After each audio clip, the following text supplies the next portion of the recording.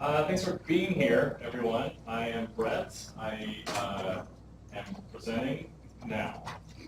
Great. We have one person about the VIP tickets, but and yeah, I'm just glad you're here. And I'm going to talk about Perma and who I am and what the lab is, and we'll do quick about how Perma works. We'll talk about its adoption. We'll talk about how we're trying to expand its use, some of the challenges we've had with that, and also what is coming next for that, and then questions or whatever as well. So, great. There's some stickers I brought. They're over there on the table if you want to take some after. They're stickers. And great. Let's do it. So I am Brett. I work at the Library Innovation Lab, which is based out of the Harvard Law School Library.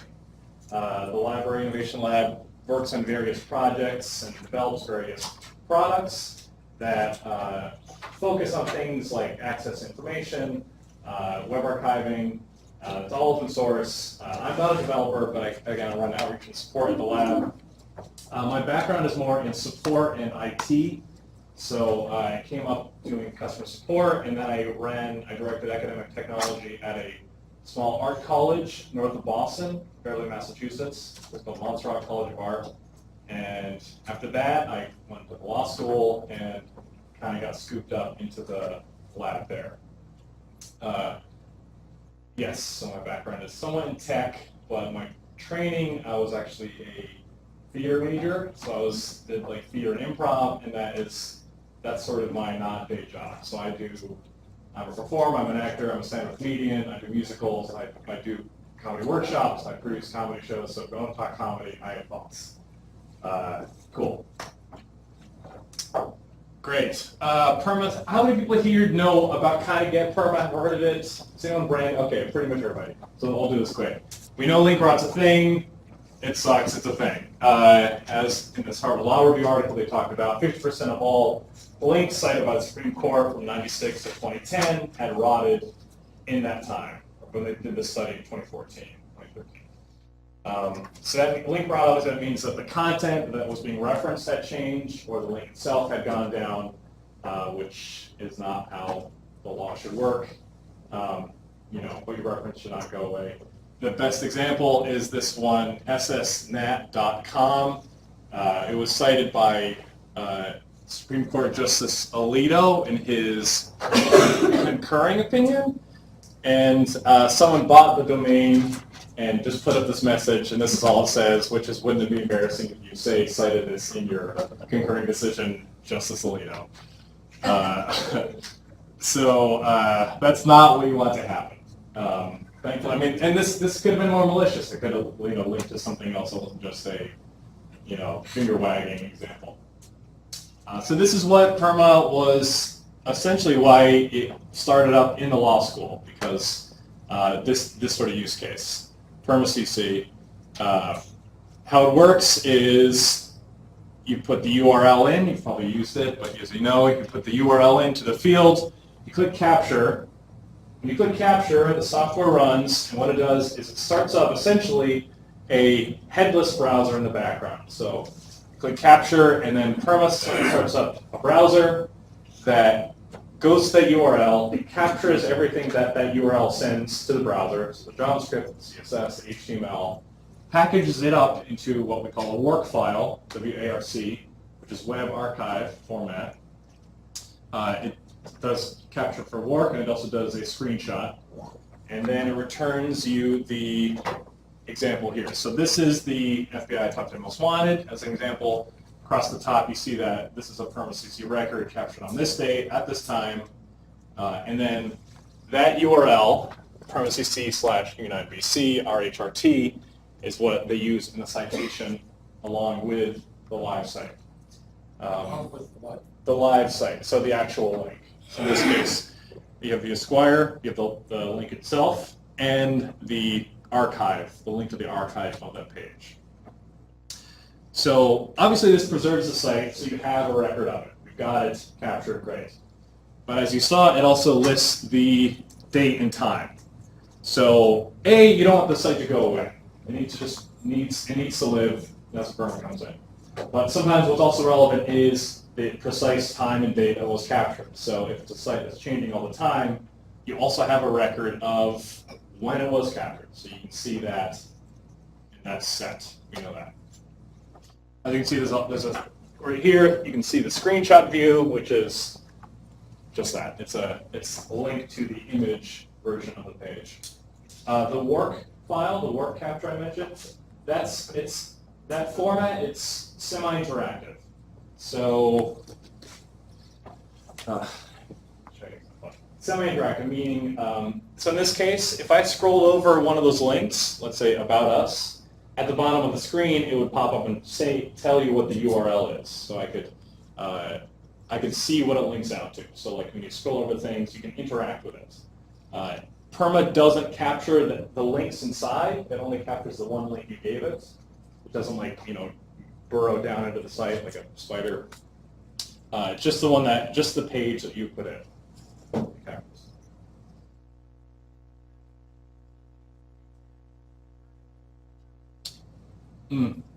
Where does it go? Where do these live? Okay. Every capture is backed up 3+ locations. So essentially we consider it, when it's captured in Perma, we consider it first and foremost a record added to the Harvard Law School Library's collection. So it is preserved at Harvard. We have an AWS and Amazon instance it's backed up to. And all public Perma captures are sent every week to the Internet Archive. So all those captures are backed up there as well. We also have a budding, as we say, we have a budding locks network developing. Lots of copies keep stuff safe. So I believe it's one or two universities now. One is in Canada, one in the States. They have their own hard drive that they accept, basically a bulk. They take all the Perma captures, so they have a copy of them. Were something to happen to Harvard, it goes away. There is still a copy of it in another location as well. Okay.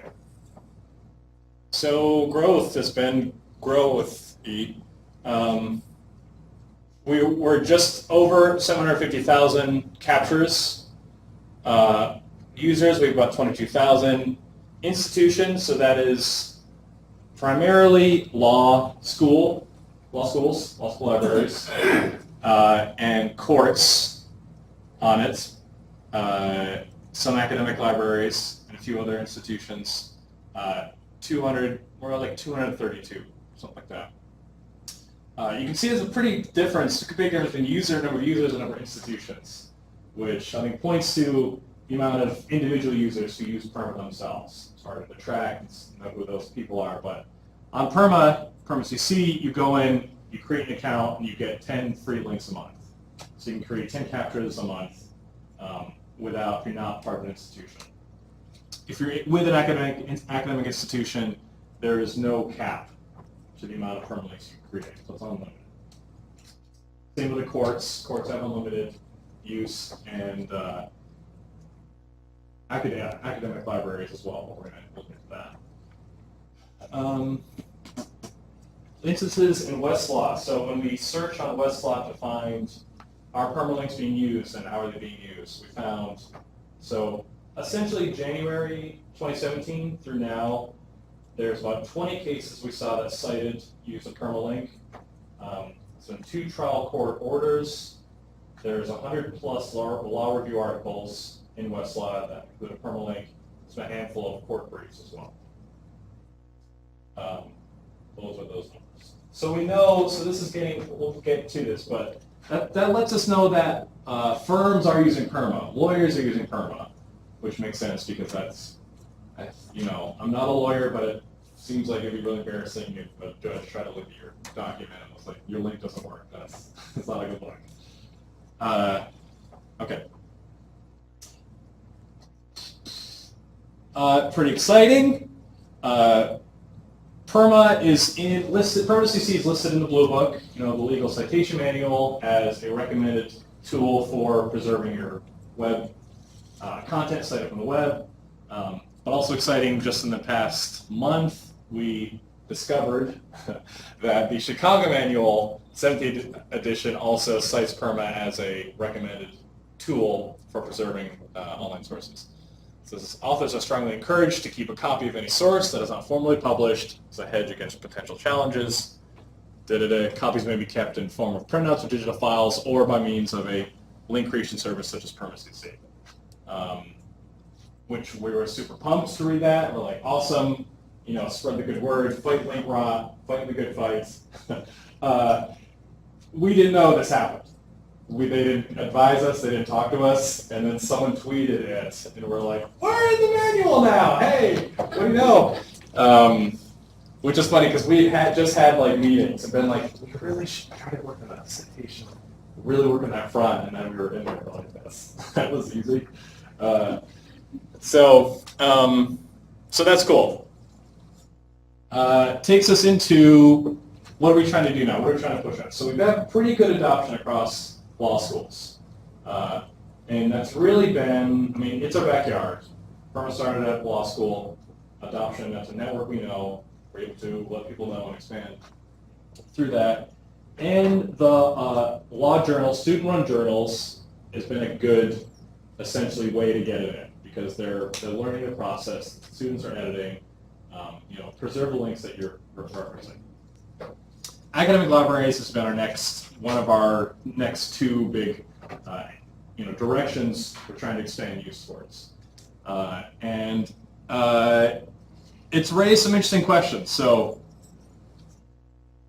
at the law school, the structure is, or how we've used it in law schools, is the structure is the law library acts as the registrar, acts sort of where the tool lives and where the knowledge of how to use it lives. Where the librarian acts as the person who helps train, helps inform, obviously the librarians work as liaisons with the journals, so they're able to kind of get it in that way. And we're looking at, does the same structure work for an academic library? Should it still be the library as the place that disseminates the information about this, or are there different groups that would be more effective in spreading the word about it?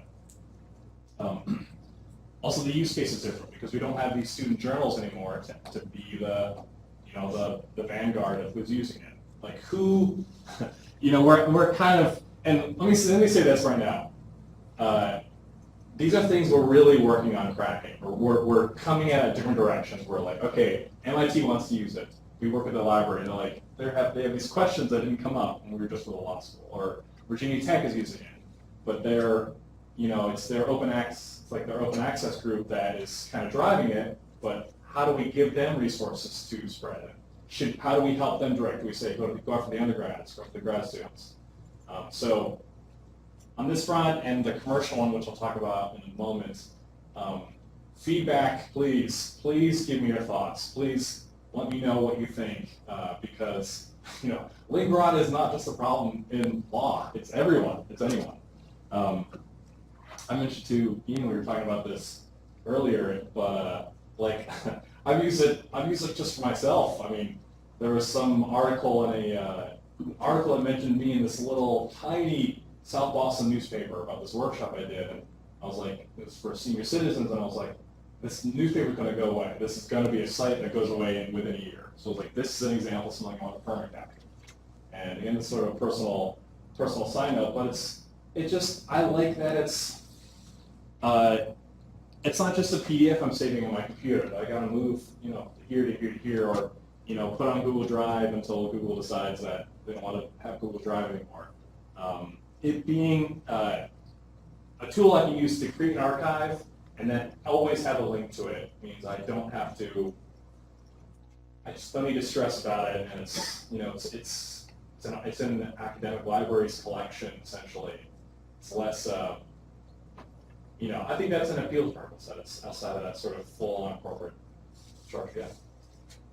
Yeah. Our journals use it, so for that it makes total sense to me, but I'm just wondering what you're envisioning an undergraduate student using it for. I read English paper, I turn it in, but I don't need this thing forever. Yeah, right.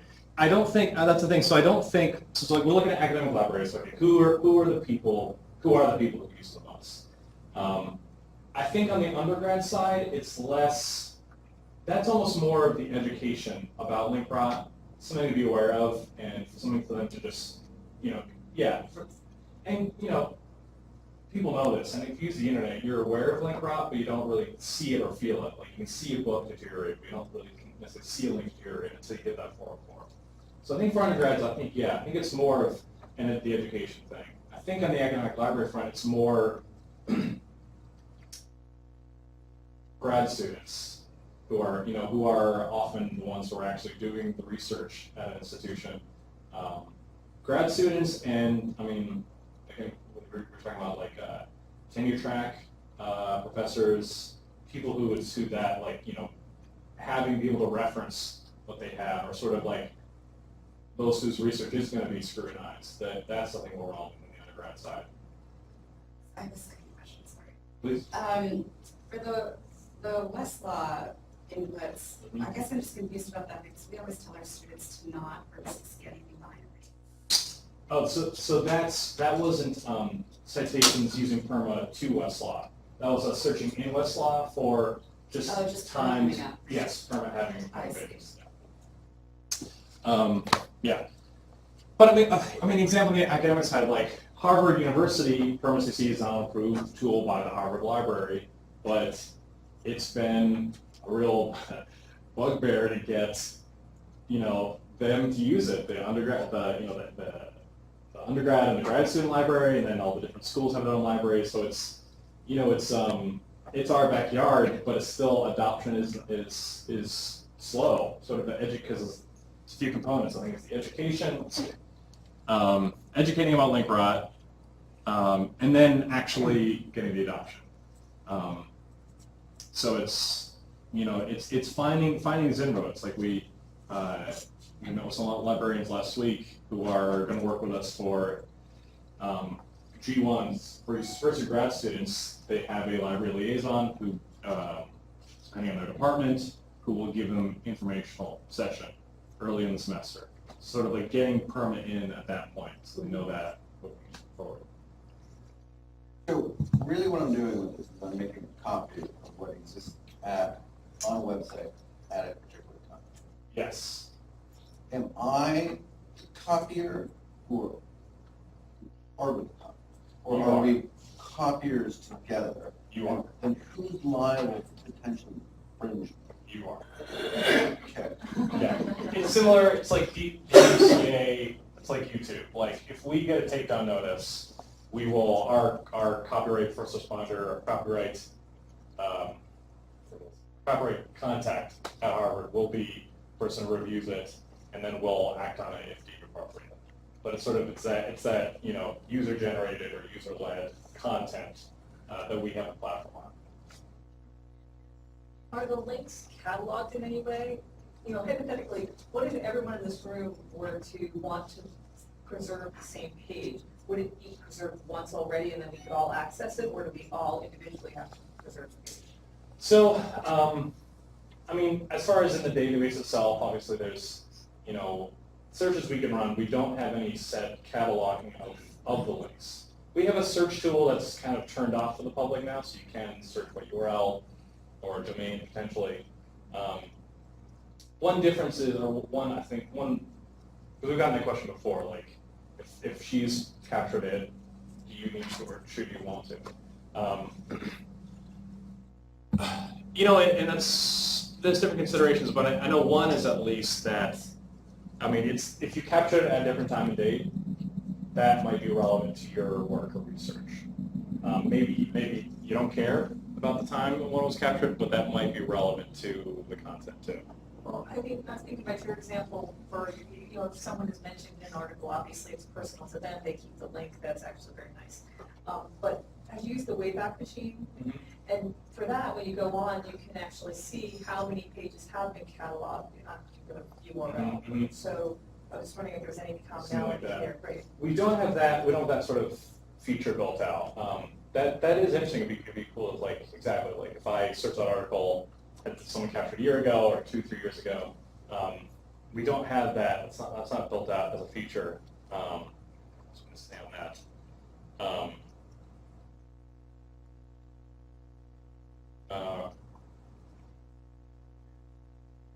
But yeah, that would be an application. And one of the flaws on the Wayback Machine is they don't have a spider capability in the sense that I thought I was saving whole web pages, websites, and I wasn't. I was saving just web pages, and it took me a while to catch on to that when I realized you couldn't go back and click on About Us and then. Right. Yes. Yeah. So it's exactly. a very time-consuming process. Right? There's a few. Let me jump in before I move on. Were you going to touch on that? No, well, I was just gonna tag on that the idea of getting having multiple people copy the same thing, multiple people archive the same things, it could be completely opaque to the user. I mean, if on the back end, you guys were just saying, oh, we've captured this already, we're gonna serve up a Perma.cc URL that's already in our database. But the timing, I mean. Yeah, so that's the tricky part is that, you know, I feel like for us to feel good about serving you the link that she captured, we would have to have ways to say certain percentage accuracy, certain percentage, like what you see is what she captured. You know what I mean? Comparing the dates. Which actually some of the team built out over the last summer they're working on work comparison tools. So ways to display, if we have two work files, is it in different colors, like sort of the JavaScript has changed, like is it just the ad that's changed and not the content? And other ways to kind of serve that up in a useful way. Sort of like, okay, this is, you know, we can say this is 85% similarity kind of thing. But that would be, to me, that's the one relevant thing. Was Actually, you're probably right now that I think about it, because I could preserve it right now at 157 or whatever, and she can do it 158. Something could change, right? And so literally that could have been the minute. Yeah. That was critical. So within your own account, it's really easy, and I've done things where, you know, in a big document, multiple people have cited the same URL, and once it's in your account, and you know that you captured that once, and they viewed it on the same date, so their view date is, you know, that they would include is the same, you could reuse the same. There's no need to capture it multiple times. Yeah. Can I destroy the record Can you destroy the record? after You capture permalink, you have 24 hours. You can delete it within 24 hours. After that, you can't delete it. You can set it to private, so no one can see it, but you can't delete it. Could see it otherwise, Who could see it otherwise? right? Like if it was set, If it was not set to private, it's a public link, so You can it's share it, nobody will see it. nobody would see it. right. Your account is private. Yeah. Unless someone exactly just guessing. Yeah. Yeah. I think you said the blue book Yes. covered it. Yes. Which edition? It's the 20th? 20th, yes. 20th, right. All right. Enough. Okay. No, it's great. Commercials. So this is another thing that we're trying to do. We're trying to find a way, because right now it's free for 10 free links a month, and it's free for academics and course. And we want to keep it that way. But we also want to start offering this service to commercial entities, for-profit entities. As a way to keep it sustainable and keep the project funded and keep working. So we just, at the end of 2017, did all the way too much legwork that was necessary to accept credit cards through the university.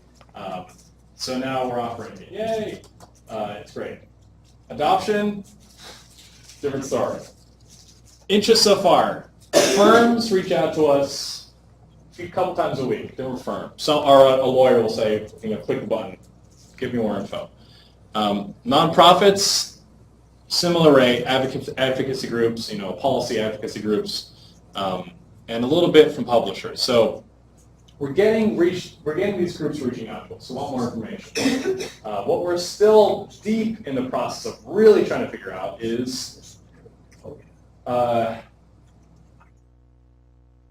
who's willing to pay for this, and how important is this? Are preserving the links for them indefinitely, and how much to charge them? Like all these are, we're kind of shooting in the dark here. And my boss he was a lawyer, 12 years. And so he knows how money can just all wash around at a firm. But it's a different story, when the money isn't coming in, when it's money going out. So we've thrown out different numbers now. We've been like, okay, large firm, why don't we do an unlimited account? See if we can do, for your hundreds of lawyers, $500 a month, everyone can create unlimited firm links. No bites. Medium-sized firm, do we do 300? Do we do 100? We're working our way around. Who has actually started to pay for this? It's been nonprofits and advocates, policy advocacy groups. And one sort of journalistic group, there's a medical association in Canada who every week they publish here's what's going on in the world of this district of Canada and this field of medicine. They publish a weekly newsletter out to their doctors and everyone associated with the organization that has a bunch of links in it. So they don't want those links to die because it's links to their articles or blog posts by other people, things that are posted. So they were the first group that signed on. And then we've had a few, there's like a policy group in Maine that was interested in, for things they send out to politicians about this is the this is what you should do, that content they preserve. So it's been interesting feeling that out. I mean, publishers is a new thing we're working on. I mean, I'm starting to look into these like American Society of Anesthesiologists. They publish a journal. They publish a few journals. That's not academic, and you got to pay to be a part of it and pay to get the journal. Are they going to be? Do they want to preserve the links? Are they aware of like how urgent is this for them? Ebook publishing, we sort of have like one or two people in that field that are interested. It feels like there's a lot of potential. I mean, like again, link rot is affecting everybody, and if your readers can't get your stuff, seems like it'd be an open and shut case. But yeah, we're still in progress. All right, we got a few here. Jason, you have them? I was just going to say, I mean, academic presses seem to, Yeah.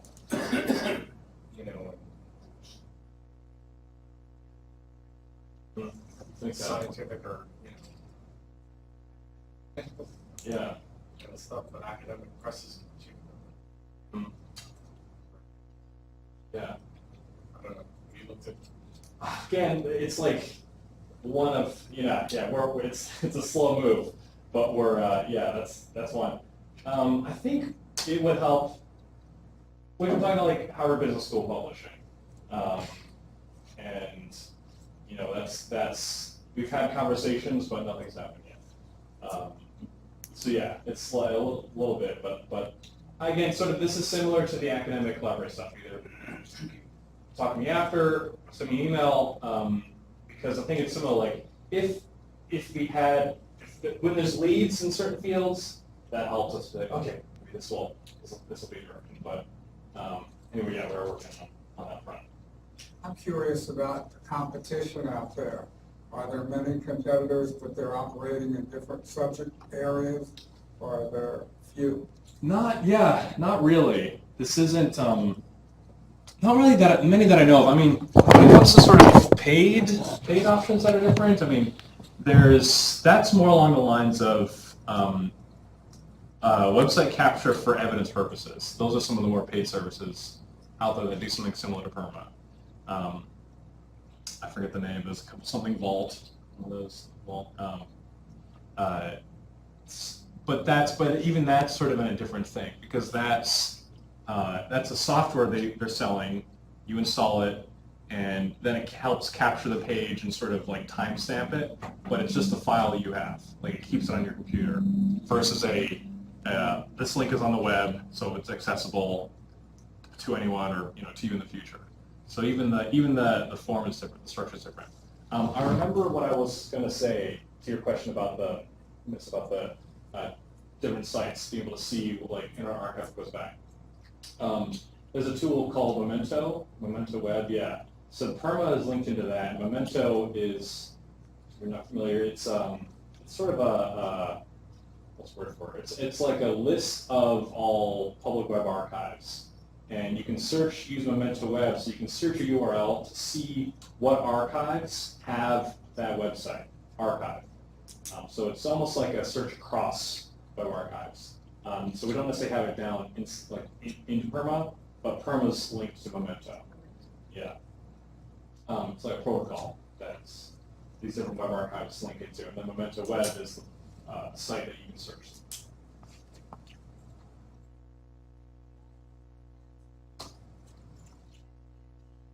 Adoption, educating, understanding use. That's the other thing is that we have the 10 free links a month option, which is very valiant and nice. And I think a lot of lawyers are like, that'll do.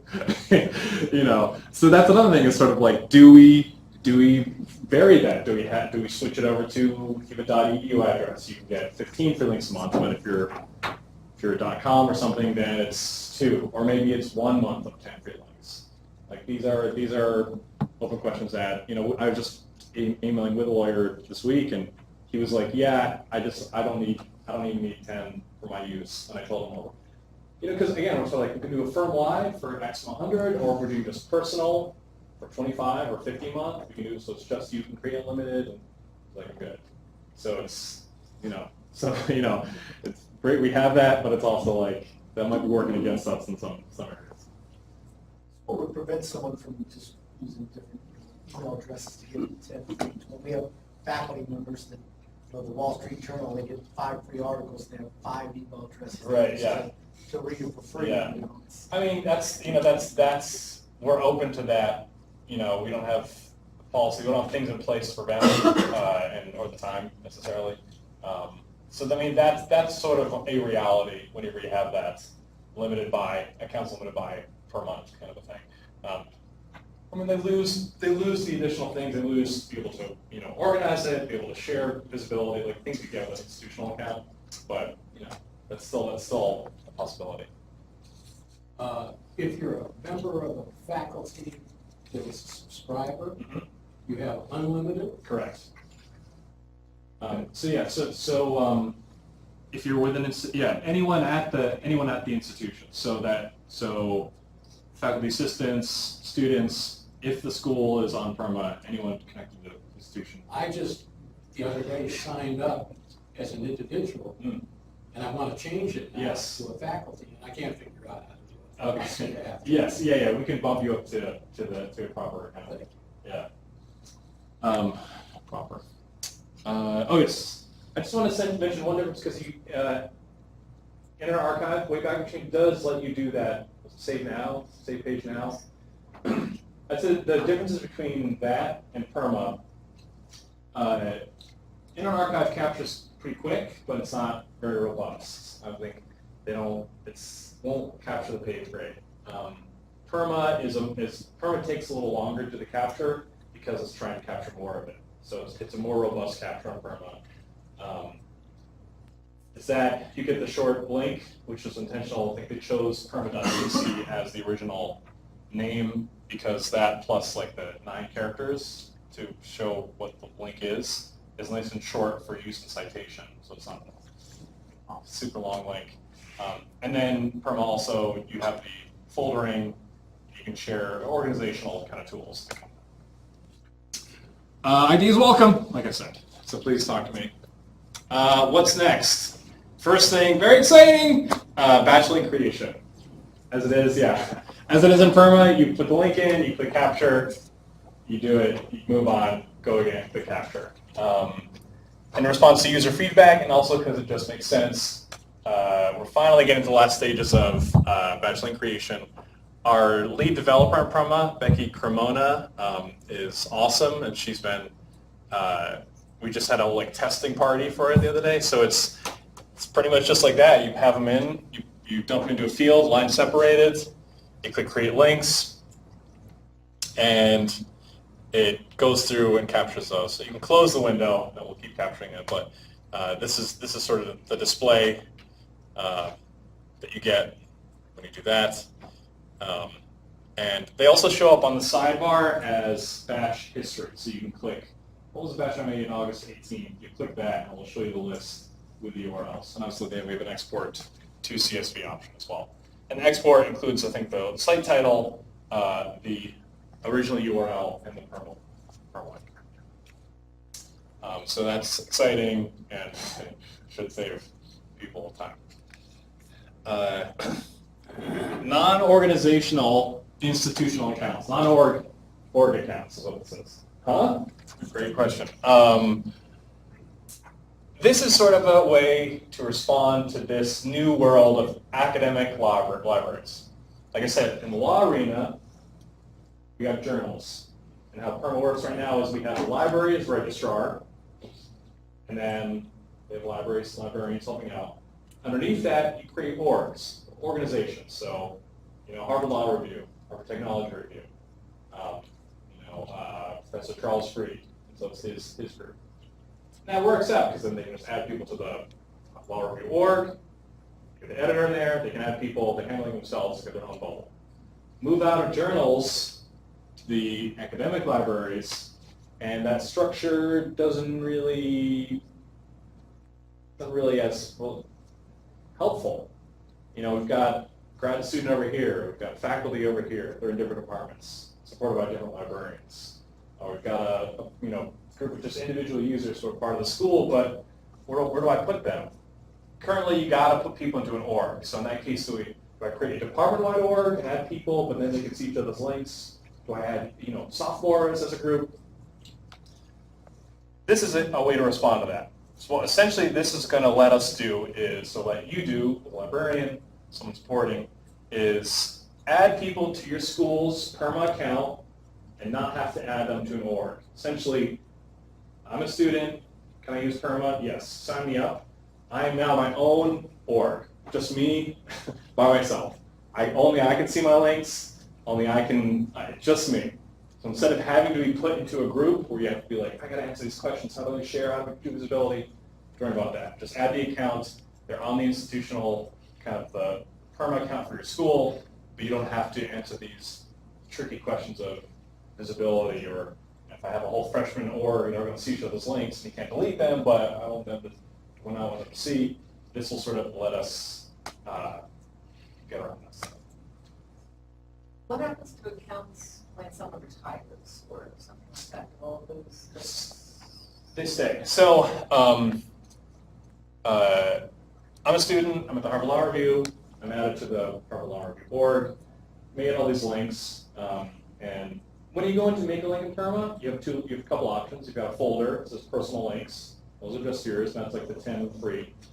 And then you have another folder that says Harvard Law Review. So I was added to that. I leave. They remove me as an org user. The links I made when I was part of the org aren't associated with me. They're associated with the org. So if I go, those links stay. Whether or not the users can come and go, but the links will stay with the org. But the personal ones will just. Personal one, they'll just stay with the personal account.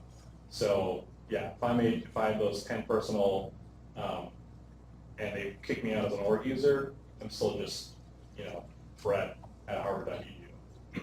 But if I'm going to lose that email address, then I would want to change my account email to Brett at Gmail.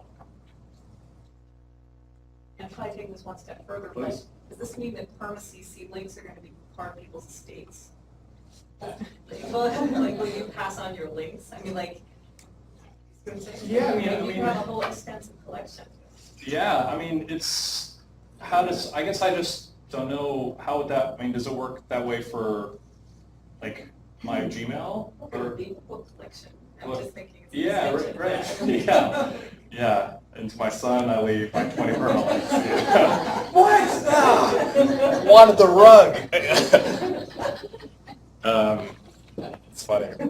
Like we add something to the FAQ, like put this in your well. This is how you should phrase it. Do you own the link?